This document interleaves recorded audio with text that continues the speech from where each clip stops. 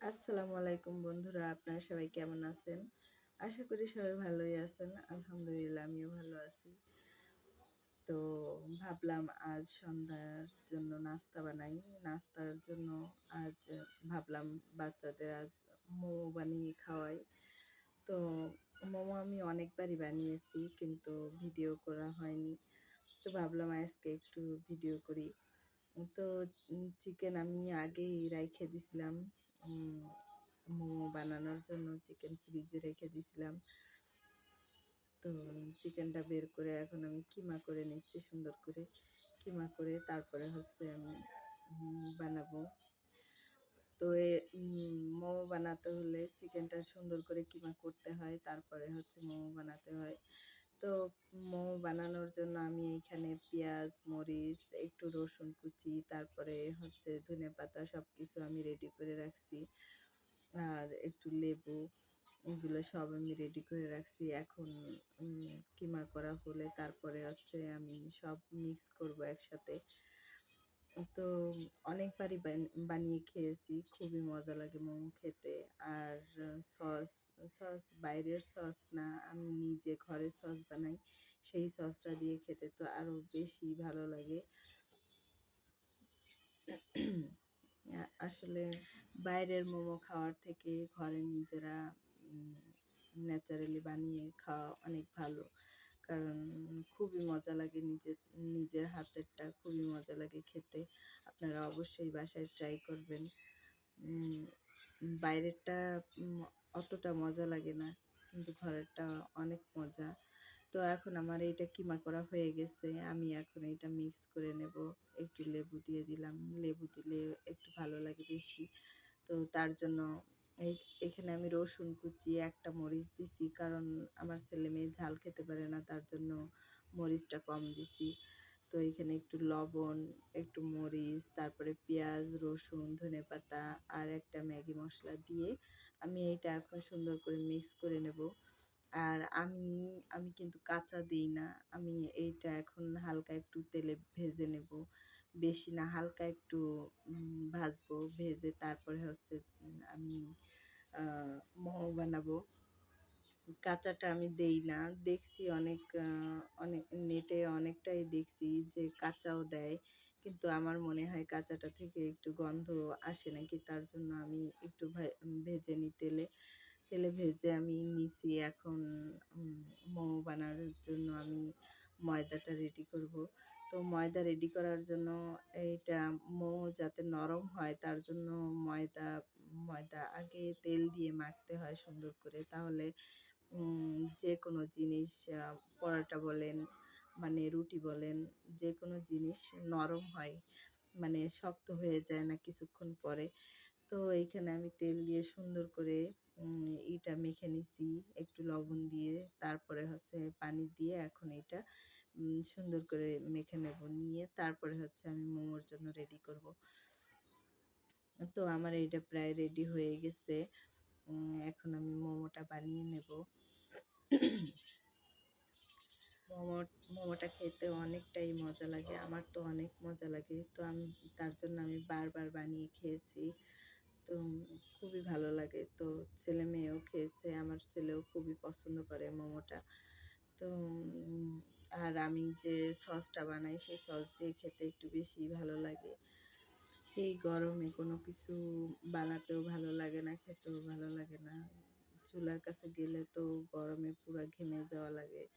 মানে কি বলবো, ছেলে মেয়েকে যে কিছু একটু বানিয়ে খাওয়াবো সেরকম কোনো মন মানসিকতা থাকে না। কারণ এতটাই গরম পড়ছে, প্রচুর গরম পড়ছে। তো গতকালকে রাত্রে 12:30টায় বৃষ্টি হয়েছে, যা হোক আল্লাহর একটু রহমত করছে আমাদের উপরে। তো ভালোই বৃষ্টি হয়েছে মোটামুটি।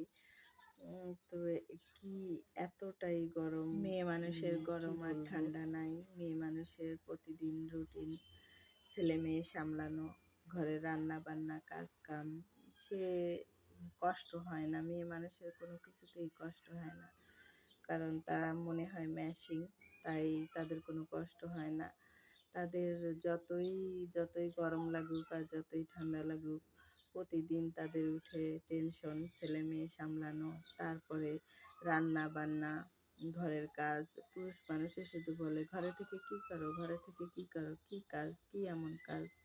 কিন্তু একদিন যদি ঘরে থেকে উম মেয়েরা কি করে সেইগুলা যদি একটু করে দেখাইতে পারতো যে মেয়েরা কি করে ঘরে থেকে, তাহলে তারা বুঝতো যে আমরাও কত কষ্ট করি ঘরে থেকে। প্রতিদিন ঘুম থেকে উঠেই একটাই টেনশন, কি রান্না করব, কি রান্না করব। রান্না করতে করতে ঘরে যতই বাজার থাকা যাই থাক, নিজের পছন্দ মতো কিছু কিছু করার মতো কোনো ক্ষমতা থাকে না। ছেলে মেয়ে কী খাবে, স্বামী কী খাবে, সেই পছন্দ মতো রান্নাবান্না করা লাগে। না হলে হয় না।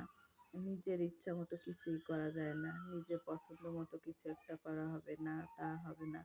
কারণ আমি আমি পছন্দ করি যেটা সেটা আমি নিজেই খেলাম, কিন্তু হাসব্যান্ড খাবে না।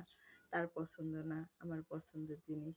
তো তার জন্য উম তাদের পছন্দ মতোই রান্নাবান্না করা লাগে। তো মেয়ে মানুষের জীবন এমনই। নিজের পার্সোনাল বলতে কোনো জিনিস নাই। নিজের ইচ্ছা মতো কোনো কিছু করতে পারবে না। সবকিছুই স্বামীর অনুমতি নিয়ে স্বামীর পছন্দ মতো সবকিছুই করতে হবে। আর এখন ছেলে মেয়ে তো মেয়েটা ছোট, কিন্তু ছেলে বলতে পারে যে আম্মু এটা খাবো, এটা খাবো। ও বলে দেয় যে আমার জন্য এটা রান্না করো, আর এটা রান্না করো। তো ওর পছন্দ মতো করি। আর হাসব্যান্ড বলে দিলে তো তার পছন্দ মতোই করা লাগে। তো মেয়ে মানুষের জীবন এমনই। মেয়ে মানুষের পার্সোনাল কোনো কিছুই থাকে না। তাদের পার্সোনালি বাড়ি থাকে না, তাদের কোনো কিছুই থাকে না পার্সোনালি। বাবার বাড়ি থাকতে ওটা হয় বাবার বাড়ি, আর স্বামীর বাড়ি গেলে সেটা হয় স্বামীর বাড়ি। নিজের পার্সোনাল কিছুই থাকে না। তো এইখানে যাই হোক, আমি এইখানে সস বানানোর জন্য এইখানে আমি কাঁচামরিচ, ধনেপাতা, তারপরে হচ্ছে একটু চিনি, একটু লবণ, এগুলো দিয়ে আমি এখন এটা ব্লেন্ডার করে নেব। ব্লেন্ডার করে তারপরে হচ্ছে লেবুটা দেব। এইভাবে আমি সস বানাই। তো আপনারাও অবশ্যই বাসায় ট্রাই করে দেখবেন। আমার বানানো সসটা অসাধারণ লাগে খেতে। আমার তো খুবই পছন্দ আমার সসটা। আপনাদেরও আশা করি আপনাদেরও খুবই ভালো লাগবে সসটা খেতে। তো আমার হাসব্যান্ড, আমার ছেলে খুবই পছন্দ করে আমার বানানো সসটা। তো আপনারাও ট্রাই করে দেখবেন। তো আমার ব্লেন্ডার করা হয়ে গেলে তারপরে আমি এখানে ২ টো লেবু অ্যাড করে দেব। লেবুটা একটু বেশিই দেব, যাতে একটু টক, টক হয়। ঝালটা তো প্রচুর পরিমাণে হয়। যেহেতু ঝালটা একটু বেশি দেই, তার জন্য ঝালটা একটু বেশি হয়। আর সসটা আমি বেশি বানিয়েছি, আমি ফ্রিজে রেখে দেবো তার জন্য। আমি যে সময়ই বানাই তখন একটু বেশি করেই বানাই, যাতে ফ্রিজে রেখে রেখে খেতে পারি। যেকোনো জিনিসের সাথে আমি খাই সসটা। তো তার জন্য আমি ফ্রিজে রেখে দেবো। তো এইখানে আমার সসটা বানানো কমপ্লিট হয়ে গেছে। আর এখন হচ্ছে মোমোটা উঠিয়ে ফেলবো আমি।